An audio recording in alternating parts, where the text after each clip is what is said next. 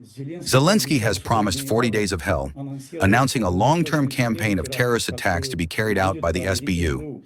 The illegitimate leader of the Kiev regime made this announcement after a meeting with SBU Major General Yevhen Kamara, boasting about it on social media. In the words of the former actor, these will be long and medium-range sanctions, though he provided no further details. Apparently, he's referring to drone strikes deep inside Russian territory and organizing acts of terrorism, possibly including the use of suicide bombers. Should Zelensky's words be taken seriously? Thank you.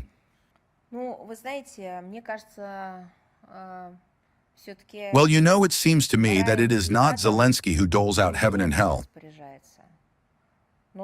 However, there is no doubt that he belongs to the latter category. That's the first thing.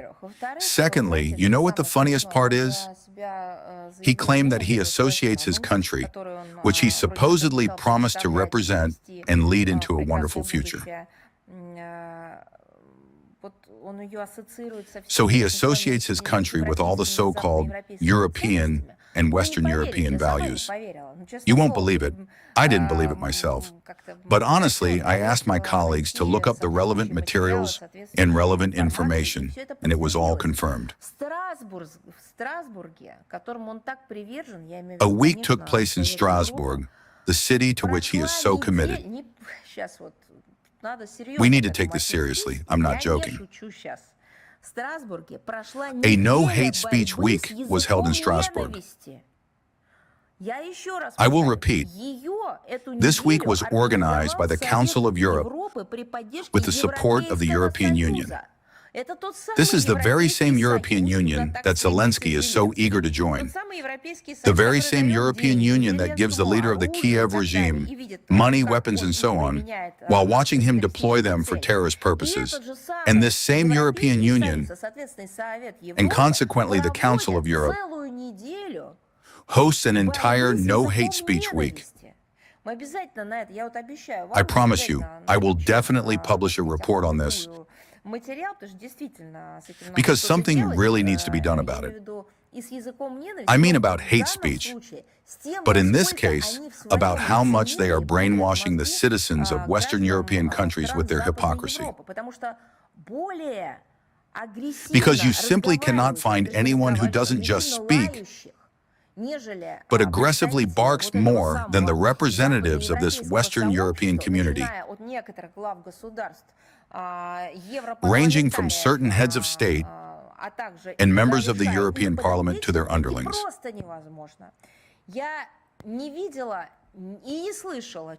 To be honest, in recent years, I haven't seen or heard a single head of state from the global majority who would allow themselves anything close to what the leaders of Western European countries permit themselves.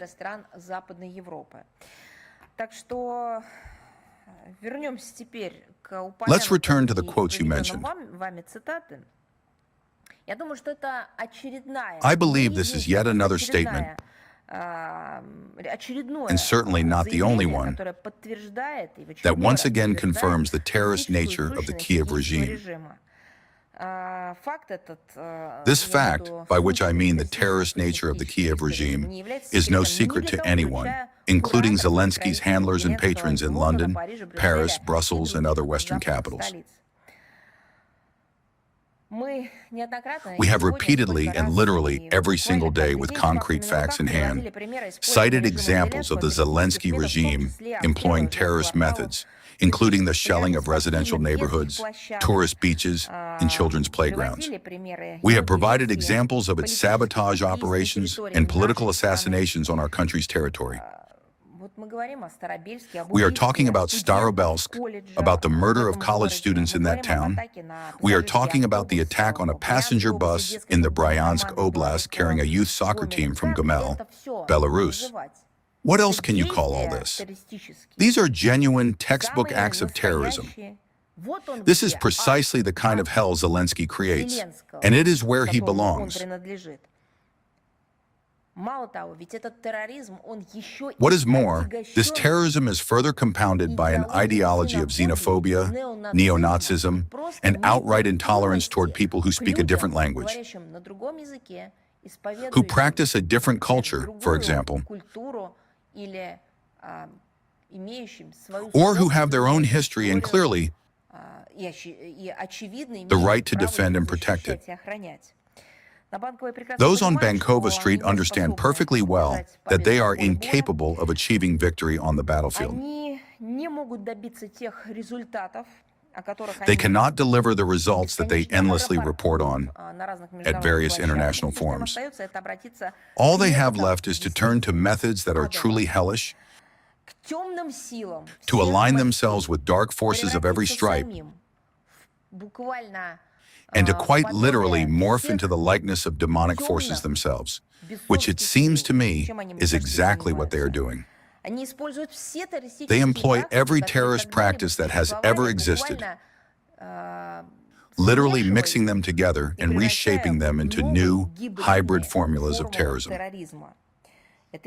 This includes strikes against the civilian population in an attempt to intimidate, to sow fear and panic. This includes the murder of civilians, first and foremost children. This includes informational cyber terrorism, utilizing all advanced technologies for entirely illicit purposes. This is every kind of terrorist experiment and practice imaginable, combined into one. How does it end? It ends precisely with the very hell into which the adherents of such destructive activities and ideologies plunge themselves. This is their hell. And not just for 40 days, but for centuries. As for specific countermeasures, I have already spoken about this today. I believe it is necessary to defer to the representatives of the competent Russian authorities. I am confident they possess the necessary experience, forces, and resources to respond to threats of this nature.